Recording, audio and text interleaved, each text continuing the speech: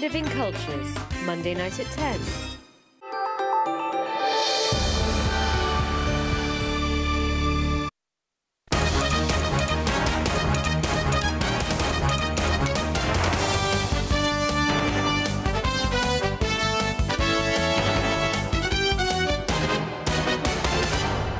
Good evening. You're watching the news at 7:30 on ATV. I'm Brittyn Clennett. And I'm Edna. Here are tonight's top stories. Regina Ip says government funds should be set up to help victims and relatives of Manila hostage tragedy. Government property cooling measures are here to stay, according to Housing Minister. Protesters angry government hasn't shut down illegal columbariums they say are affecting their health. Executive Councillor Regina Ip says Beijing's appeal to the Philippines over the Manila hostage tragedy will help solve the row, but it may take some time. She also suggested setting up a fund to help the victims and their relatives. It's been 3 years since the Manila hostage tragedy, but frustration over the Philippine government's response and refusal to apologise for bungling the rescue operation is only increasing as time goes by. The central government has also raised concerns about the incident, with Premier Lee Keqiang stepping into the row and urging Philippine President Benigno Aquino to find a way to resolve the lingering tensions when the two met on the sidelines of the ASEAN summit in Brunei last week. After a radio show today, New People's Party chairman and EXCO member Regina Ip said Lee could help settle the dispute, but warned people not to have high hopes over the intervention.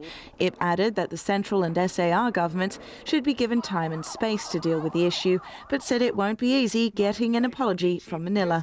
She pointed out that it's still not clear if the Philippine government will agree to compensate the victims. The New People's Party leader suggested that the SAR government should set up a fund to help the victims' families and survivors of the hostage tragedy. Some radical lawmakers are planning to move a bill in LegCo to ban the hiring of new Filipino maids to try put pressure on Manila.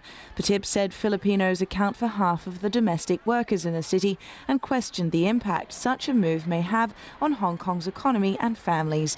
The Department of Foreign Affairs in the Philippines slammed the proposal, saying Filipino maids working in Hong Kong should not be used as leverage for an apology. In a statement, the department said most Hong Kong residents share a different view from lawmakers calling for a ban, and said the Philippines will continue to work with the Hong Kong government to resolve the emotionally charged issue. According to the Philippine media, Justice Secretary Leila de Lima is scheduled to come to Hong Kong tomorrow and will meet the survivors and families of the victims. Tse Chi Kin, the elder brother of tour guide Masa Tse, who was killed in the bloodbath, said the reason they're pressing the Philippine government is to seek justice, and it is not only about compensation and money. He said they're willing to consider any measures which would add more pressure on the government there to take responsibility. Tse also disagreed with Ip's idea of a fund, saying it's the responsibility of the Philippine government when it comes to compensation, not the SAR government. Earlier this week, Chief Executive Lam Chin Ying and Philippine President Benigno Aquino met at the APEC summit in Bali, but Aquino flatly refused to apologise for the tragedy. 8 Hong Kong residents were killed in Manila when a disgruntled former police officer hijacked their coach and opened fire during a botched rescue operation.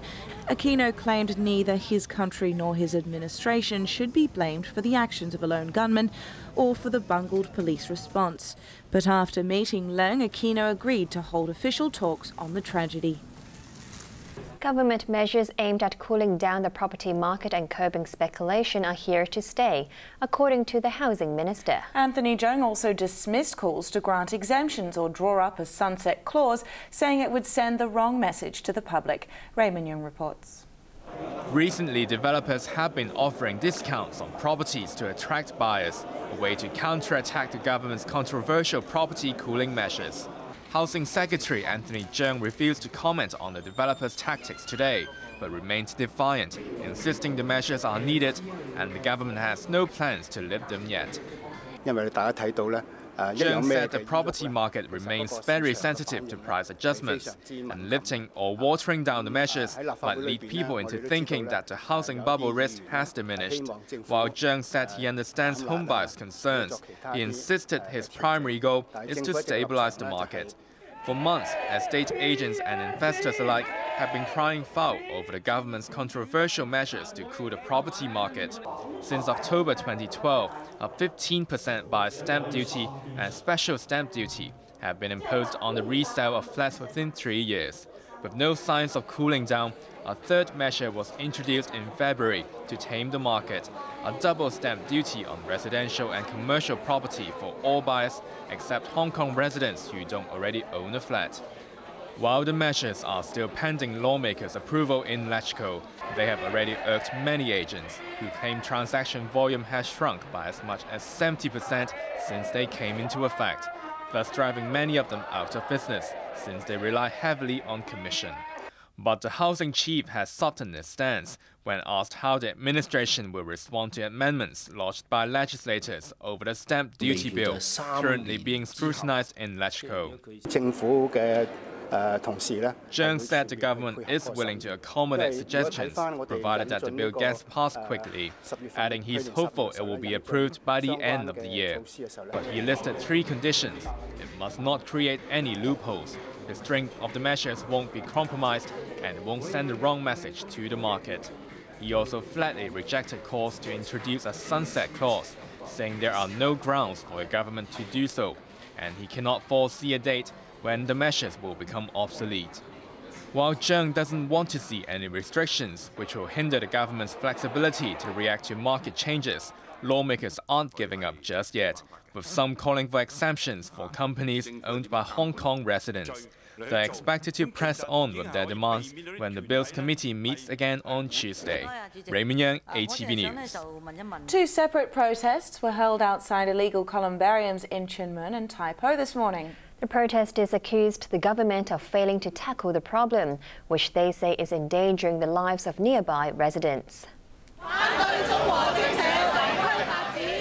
About 40 angry protesters gathered on Ma Wo Road in Tai Po and shouted slogans complaining that the government has done nothing to shut down an illegal columbarium which they say is harming the health of the locals.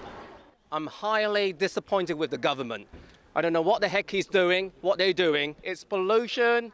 On days like this, okay, we get ashes flying around, traffic's causing chaos, okay? This protester called for swift action from the government, claiming their complaints have been ignored for years. I represent Classical Garden. We live here, all right?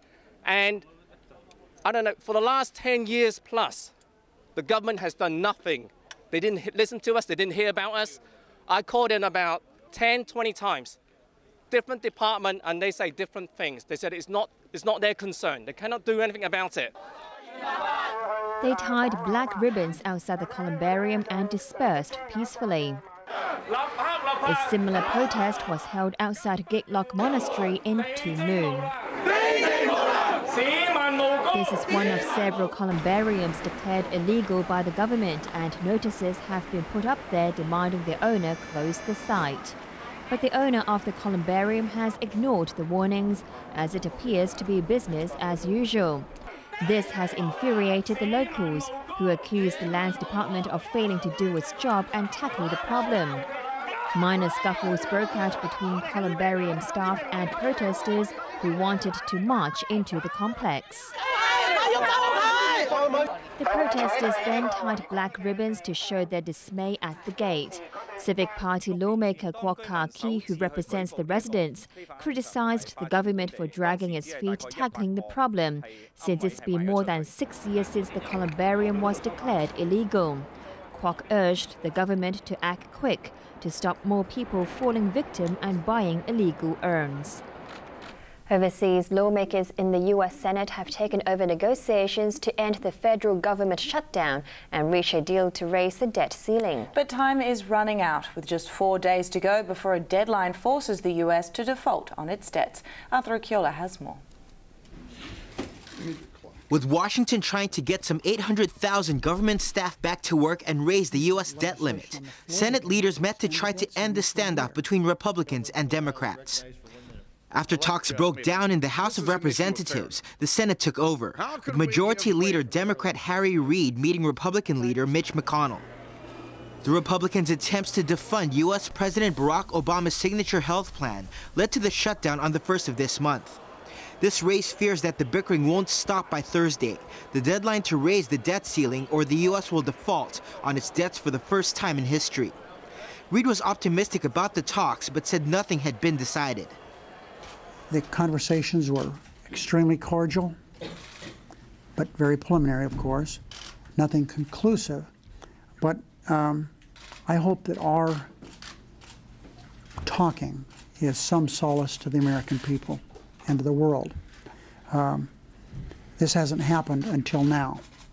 Senator McConnell asked to meet with me. I was happy to do that. But over in the House of Representatives, Republican lawmakers had rejected a petition to reopen the government. Of having people out of work, pledged to be paid, but not working for that pay.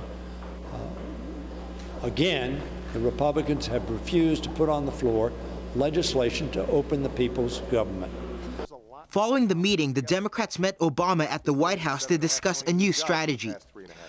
Obama has blamed the shutdown on the Republicans, claiming they have held the government hostage to cater to the whims of a far-right minority.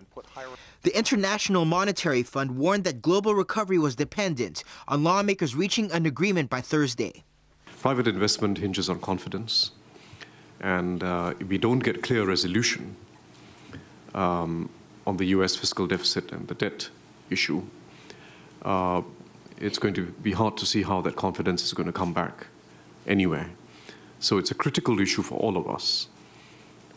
Restarting private investment, and where it's already in place, ensuring that it grows strongly, is critical in this next phase of recovery. But some places haven't waited for the bickering to end in Washington. The Grand Canyon National Park reopened after the state of Arizona managed to strike a deal with the government. Arthur Urquiola, ATV News. Still to come on ATV's main news, Environmental Protection Department investigating Chinmen fly infestation locals blame on landfill. Sebastian Vettel inches closer to fourth straight F1 title after victory in Japan Grand Prix.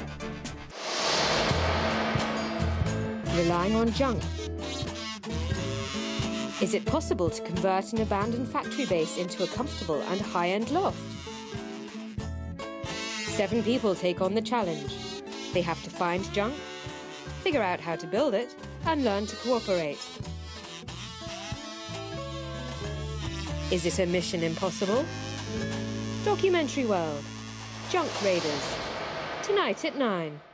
What drives hundreds and thousands of people to come together as one, coming across country, take a bath in the Holy River to pray for spiritual healing, mark the new year in their sacred procession?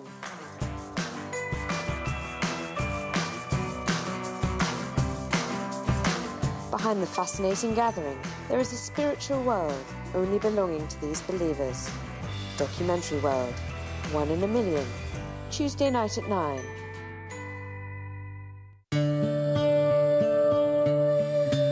Mountain life skills are so ignored in modern life.